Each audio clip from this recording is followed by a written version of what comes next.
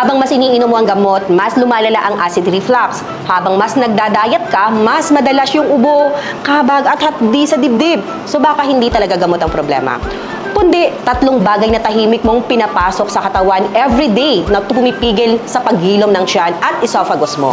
Ito yung tatlong silent killers na dapat iwasan ng may mga acid reflux o sakit sa tiyan. Una, kape, matapang na tsaa at mga inuming may carbonation like soda, lahat yan nagpapataas ng acid sa tiyan at nagpapaluwag ng lower esophageal sphincter. Yun yung dapat humaharang sa acid para di umakyat. Kaya ayon, mas madali siyang bumabalik sa lalamunan. Kung may reflux ka, iwas muna dito ng 4 to 6 weeks habang nagagamot ka.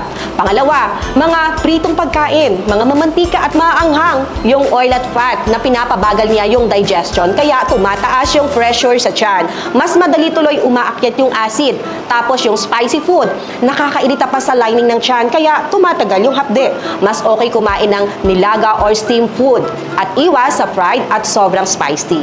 Yung maraming sili, bawang, paminta. Pangatlo, pagkain ng sobrang dami o pagkain bago matulog. Kapag punong-puno ang tiyan, natutulak talaga pataas yung acid. Kaya sa gabi, light meal lang at magpahinga ng 2 to 3 hours bago humiga. Huwag humiga agad after kumain. Tandaan, hindi lang gamot ang solusyon sa acid reflux. Kung gusto mong gumaling, kailangan mong ihinto yung mga bagay na mas lalong nakakaapekto sa tiyan. Iwasan lang yung mga tatlong yan. Bigyan mo ng pahinga yung lining ng tiyan mo.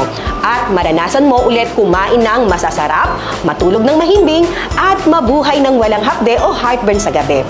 Ako si Janet, isang digestive health specialist. Kung may ulcer o acid reflux ka, mag-message ka sa akin para mabigyan kita ng personal na payo kung paano mo maibalik ang maayos at healthy na digestion.